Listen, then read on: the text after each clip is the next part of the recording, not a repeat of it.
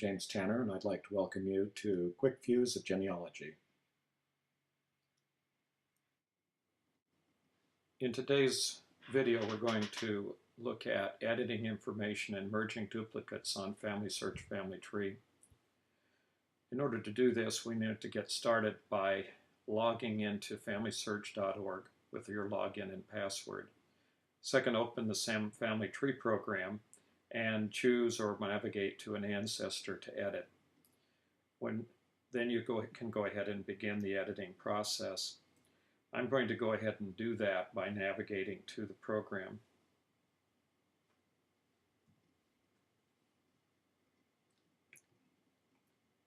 I've already gone to the program and chosen Samuel Bryant as the ancestor that I want to edit. I looked at the information in the program and noted a lot of differences and problems that need to be resolved. First of all, there are abbreviations. Now, in the past, in genealogy, it was perfectly acceptable to use abbreviations, but in today's computerized world, the standard form is to have the complete date with the month spelled out. In addition, we have San Bernardino, California, and usually we add the United States or USA to this. On FamilySearch, the standard date place is United States. Now, in the other information, there's a long list of names here. This may happen if you have you or your family have previously submitted information to FamilySearch about your ancestors. In this case, these variations came from New FamilySearch, the program that Family Tree is replacing. They're presently sharing the same database. Now, you could leave these names here, but in order to avoid confusion and to show that the correct name is already indicated above, it's obvious that all of these names could not have been the correct birth name, and that they're all duplicates of the name that appears at the top of the page. So we could edit out all of those names. In Family Tree, any of these entries can be edited. Now, as you go down through the family, you'll see that there's a number of children listed, and I've already entered a number of sources. So we're pretty well documented as to the correct name and dates of this particular person. We're not going to have to be concerned too much about going out and doing some research in order to make some editing changes here. First of all, let's get rid of some of these extra names, or all of these extra names that are duplicates. You do that by clicking on the name, and then you can simply click on the link that says delete. And you may want to add a reason for doing that. In this case, I'm going to say duplicate name entry deleted, and that will show that that was a duplicate name. Now, what I'm going to do here is I'm going to copy that little statement that I just made, Command-C off the keyboard. The reason is I'm going to have to use that over and over again as I go through this list. So let's work my way through this list real quickly here now. Delete. I can paste in that reason that I had fixed from the ones previously. Now, obviously, I could continue doing this for some time, and rather than make you all sit here and watch me do this over and over again, I'll go ahead and move ahead with the explanation. I'll come back later and take out a few more names. Sometimes it's helpful to me to leave the names here because then I can use them in future presentations and classes as an example of what needs to be edited. Now let's look at this christening date.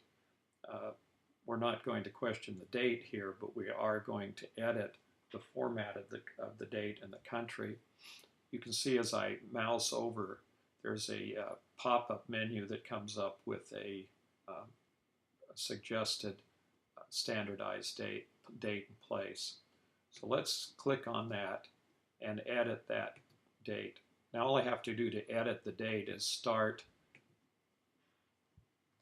typing in the correct date. Once I do that, I'll get a complete date that I can then click on, and it'll be able to select a standard date. So now I've increased the date. Down here we see the standard place, and we'll click on the standard place, and we can start adding in that information and choose that as a standard place.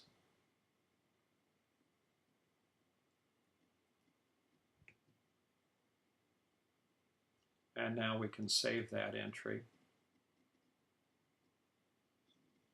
and close that portion. I can do the same thing here with the entry for the death in San Bernardino, California. I can edit that and add in the standardized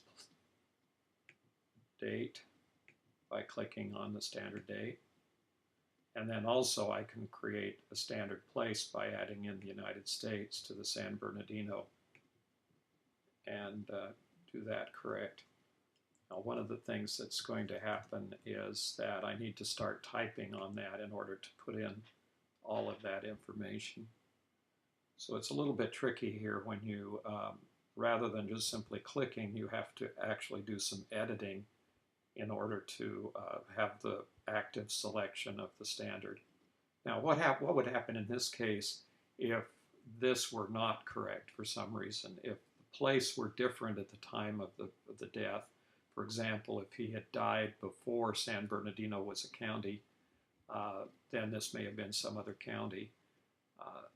In that case, it is very unwise to select the standard place because it will obscure or remove the actual place at the time the event occurred, which is in fact the standard way of recording the information.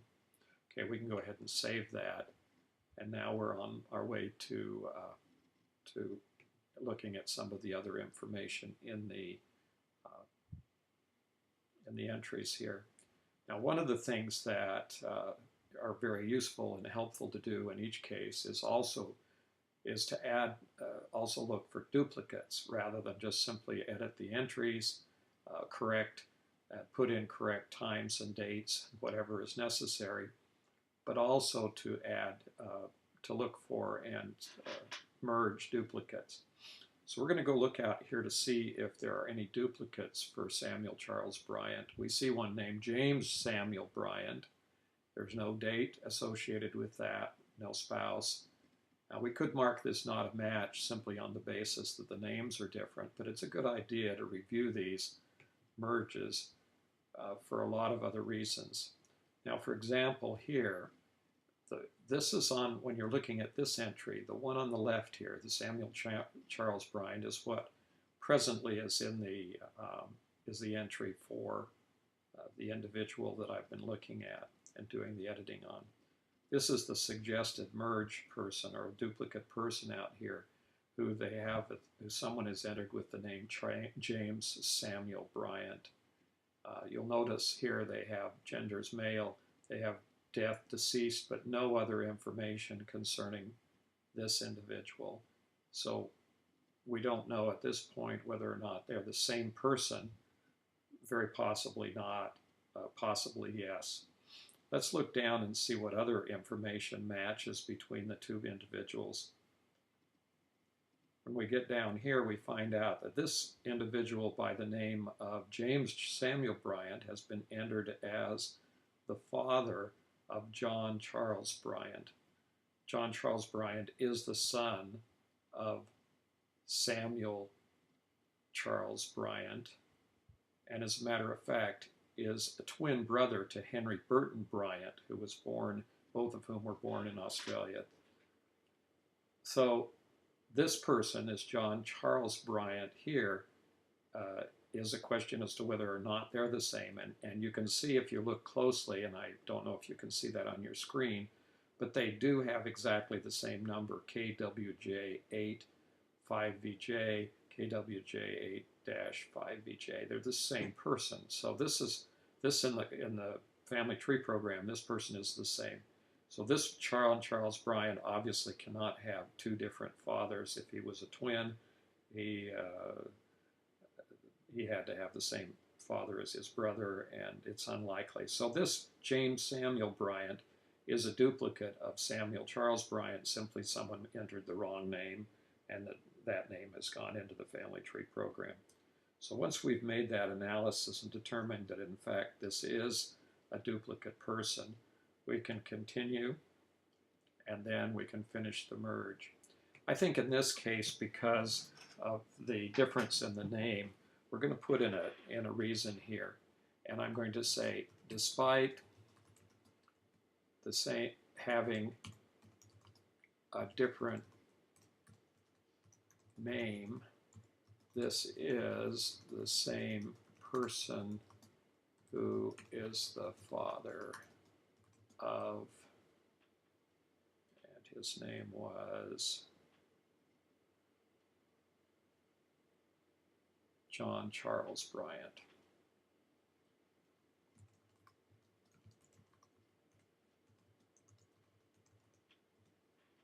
And we'll go ahead and finish the merge.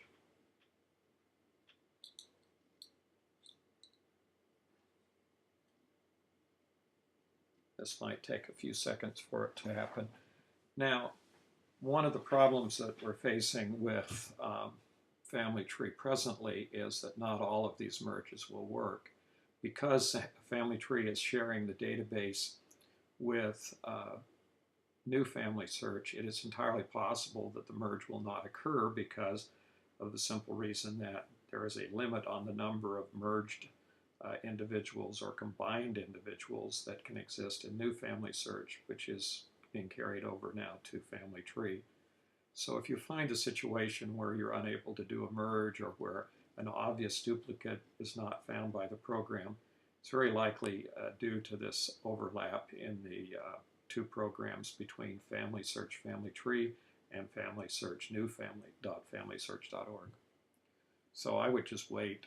They are very much aware of that issue, and as soon as the two programs are separated, it should eliminate any of those problems, and you should be able to go ahead and do the merges.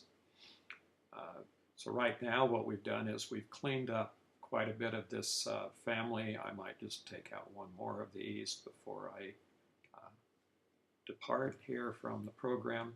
I'd like to thank you very much for listening in today, and I hope this is helpful in your editing your entries in FamilySearch Family Tree.